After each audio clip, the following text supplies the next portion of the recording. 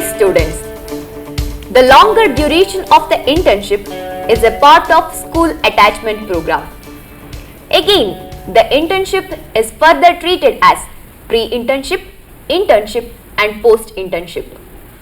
Each of these activities has their own purposes, and the student teachers are expected to do these purposes while understanding such activities.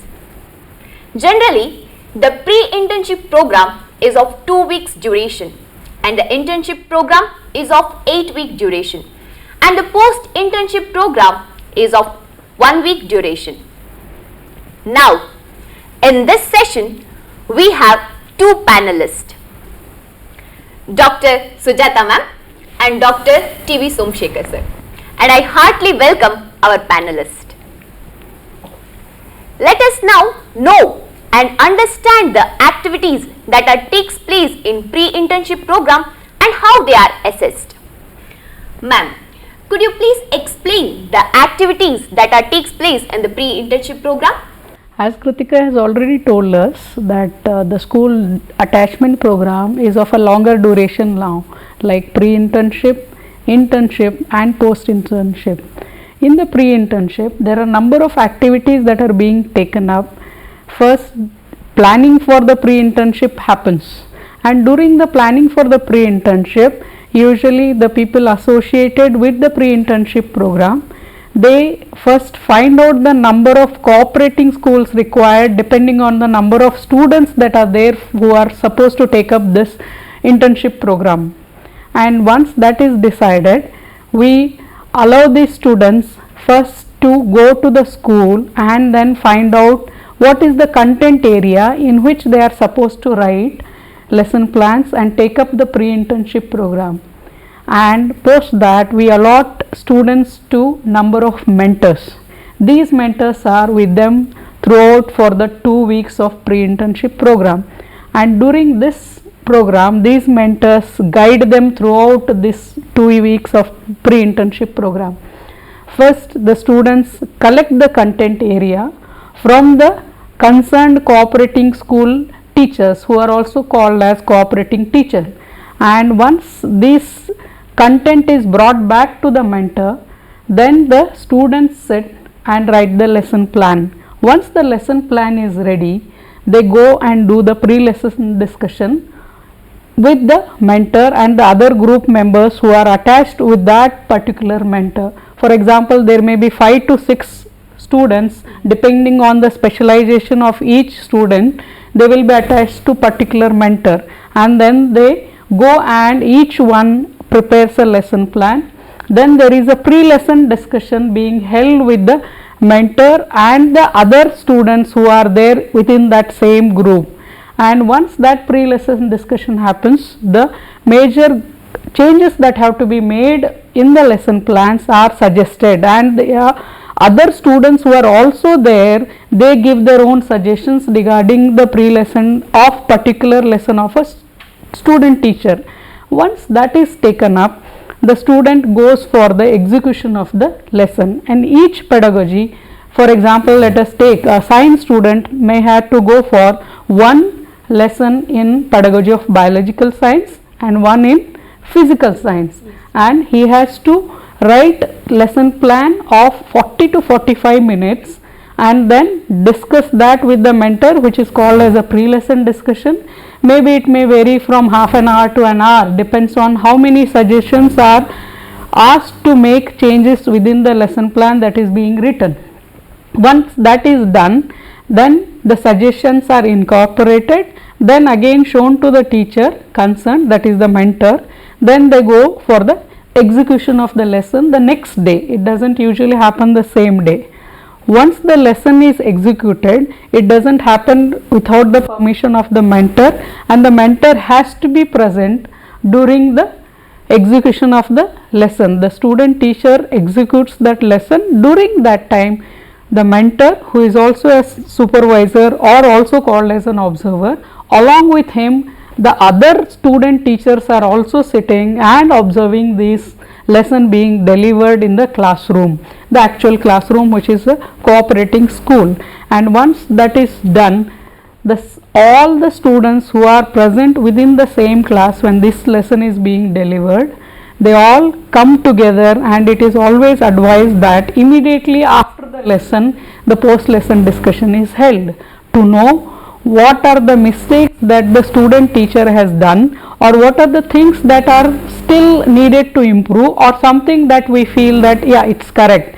The kind of behavior that the student teacher executes in the classroom, something that needs to be appreciated or something needs a change, both are discussed soon after the lesson, and all the students who are present during the execution of the lesson, they are all present even during the post lesson discussion. This is one part which happens as part of execution of any two lessons in two pedagogy that a student teacher takes up.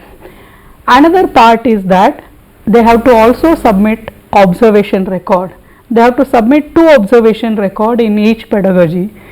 So usually it is advised that the students who have observed their lessons during that lesson execution, immediately we take up the discussion, which is also called as post lesson discussion, and this discussion also involves the observation record which the other student teachers maintain, and they will tell what are the different things that has to be covered and what are the criticism that they have, what are the changes that the student teacher who has taken up that execution of that lesson has to take up and improve. That is discussed soon after execution of that lesson, and it is not postponed for the next day, so that the students have that memory of whatever the things that they have observed, they have to take up for the discussion. And once this is done, there is another part very important which we call it as a reflective diary, and the student teacher who executes that lesson has to write his own reflections, even though he has participated in the post lesson discussion, given his reflections regarding what as a student teacher, as a teacher, what did he feel, what is that he felt, yeah, this is not right, this is what went wrong, this is what went right, this I had planned, this did not work in my class today, maybe a teaching aid which he brought was not very appropriate for the class. So there are many other things that he feels that this could not have been done in my class, this could have been done in my class. That is usually written as a reflective diary. Once he goes back, he sits and takes reflection on his own teaching and maintains that for all the lessons that he goes right from pre-internship to the internship part of it, he has to maintain a reflective diary for all the lessons in all the pedagogy, the 2 pedagogy that he delivers. He has to maintain that and write reflections, so that over a period of time he can see that there is a gradual change which is a positive change and making him a better teacher. These are few things that are taken up during the pre-internship. The student teacher undergoes many changes, and this is a first hand experience that happens for a student teacher. Yes, thank you, ma'am. Ma'am, could you also explain how they are assessed? Okay. So usually the assessment part that we take up, but it is a process where we are trying to help the student teacher to better himself as a teacher. So usually you have seen that I have already told there is something called as observation record of the student teachers. Each student has to submit few observations record in the pre-internship, maybe 2 he has to submit in the pre-internship, and then there is a student teaching profile, we call it as, and that is done by the observer or mentor or supervisor. So the supervisor assesses the student's lesson, which would have happened during the pre-lesson discussion, as I told you earlier. So during the pre-lesson, the teacher himself, the mentor himself would have gone through the lesson plan and discussed along with the other group members, and that assessment would have already taken place. But when the actual class is going on, the teacher still looks into whether the steps are being followed. It may not be exact replica of what is being planned, because any time the plan might change, but student teacher has to know that what he is doing, he can change depending on the response of the children within the classroom. Then what happens is that there are 2 parts when we are assessing a student teacher. One part is your lesson plan, which carries around 20 marks out of the 100 marks. Then the other part is 80 marks is actual execution of the lesson. There are so many aspects that are covered as a student teaching profile, and within that there are aspects like introduction, and this phase is very important, bridging the gap between the student and the teacher, and he is able to establish that rapport, and then the confidence that the student is won over in that phase itself. Then post that we are also assessing how the development of the lesson takes place, how he is able to communicate to the students, is he able to probe different types of questions, probing questions are asked, is he able to pay attention to all the students, is there participation of all students. Along with that, is he making that sure that all the students are able to learn, how confident is the student teacher, all these things are being assessed. Apart from that, is he able to also maintain that harmony of the classroom. All these aspects are being monitored and seen and being assessed for 80 marks, and that is in the student teaching profile, which the teacher, who is an observer from the institute from where the trainee is, he does it. There can also be a possibility that there is a cooperating teacher from the same school who is also oriented, and he also many a times observe the class and assesses the student teacher based on the same student teaching profile.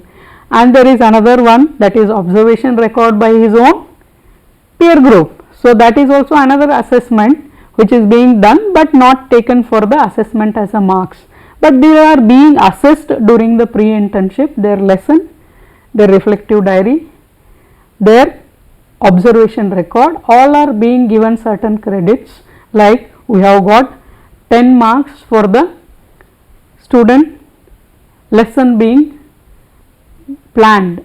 So usually we take up for the lesson plan execution 10 marks, the lesson planning 10 marks, and the observation record for 5 marks, which amounts to 25 marks being assessed for each of the student who delivers this lesson during the pre-internship.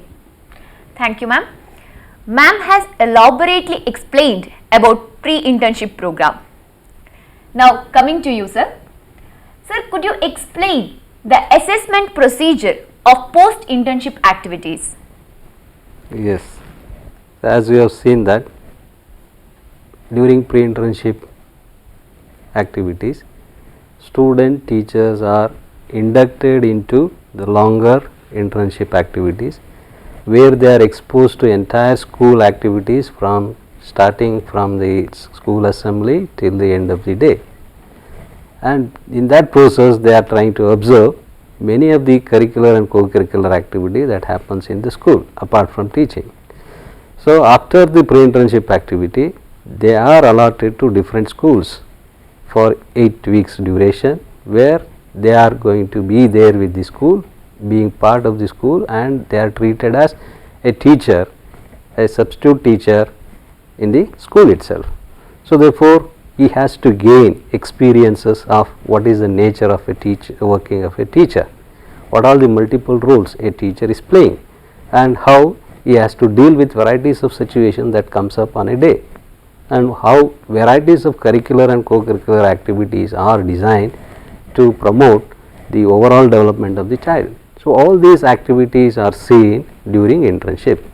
So therefore all these activities that student teacher carries out over a period of 8 or 10 weeks of internship, that needs to be reflected. So therefore the post internship activities are designed, and they give an opportunity for student teacher to share their experiences that they have gained in their respective schools, and what insights they have derived from those experiences, and which are the challenges that they have faced, and how they were able to overcome those challenges, and how the cooperating teachers supported them, how the school system supported them. So these activities are to be seen. So the post internship activities mainly focuses on the co-curricular activities areas. So where the student teachers are expected to carry out a detailed study of one activity that is being carried out in a school. So, it can be either a morning assembly session, or it can be a laboratory study, or it can be any excursions, or it can be any innovative program that the school is carrying out. The student teacher has to select one of those activities and he has to study them detail in terms of knowing its objectives, knowing how it is executed, and how it is going to be helping in all round development of the child. So, all these aspects are going to be visualized in the activity records. So, therefore, student teacher is supposed to submit an activity record which he has carried out either individually or in groups. So, in group activity means they can conduct a cultural program, or they may conduct an debate competition, or they may conduct a quiz program where all group members who are assigned to a particular school can come together and carry out this activity. So, therefore, this activity can be done either individually or in a group format. So, therefore, looking at the nature of activity that they have selected and the number of people involved in that, these are assessed as per the criteria which are set for each of those. So, in the assessment criteria mainly we focus on the objective that they are able to visualize and the kind of execution of the activity in the school and what learning they have derived from making the observations of these activities in the schools. So, looking at these components, the teachers are going to assess the activity records. The second record that the students are supposed to maintain during their internship is the observation records. So, in the longer duration of internship, they are supposed to observe minimum of 20 lessons of the peers in the respective subjects itself, pedagogical subject itself. So, therefore, in this process it is intended to see how a student teacher has acquired the observation skills, or has he not able to develop those skills in him or not. So, this has to be visualized in the assessment procedure. So, therefore, when the students are asked to do observation, they have been already oriented regarding a systematic way of doing observations and recording those observations, also providing a constructive feedback to the fellow student teacher. So, during the assessment of these records, an assessor has to see whether the student has adopted a systematic observation pattern or not, whether he is able to acquire those skills starting from observation of first lesson to the last lesson. Can we see the progress of his skill development, and that is happening in terms of the kind of criticism that he makes, the kinds of feedback that he gives, and kinds of suggestions and the activities that is proposing to support a fellow student teacher. These are to be looked into when we are going to assess the assessment records. So, it is basically to see that whether they are able to record the observed event objectively and do the objective assessment of the fellow student teacher and give a constructive feedback, whether that kind of mechanism have they adopted or where they are lacking. All these things needs to be explored while we are going to assess the observation records. And the next record that they need to submit is the unit test records. So, during internship, after teaching one particular unit completely, a student teacher are expected to administer a test on the same unit, so that they can assess the effectiveness that they are teaching and also try to know to what extent the learner were able to assimilate this knowledge and to what extent they are able to apply it in any given situations. So, for doing these kinds of activity, unit test becomes a tool for a student teacher. So, therefore, how this unit test was constructed, whether the due procedure of constructing the unit test was it followed or not, whether the table of specification has written, whether the items and the table of specifications are matching or not, whether the questions written is related to a particular cognitive process objective or not, the kind of question he has written and the form of question he has selected in the table of specification, are they matching. So, these kinds of interacting and over matching of these events with the table of specification with the actual question paper needs to be matched and tries to be seen how far that student teacher is able to visualize the essence of table of specification and writing questions based on those factors in it.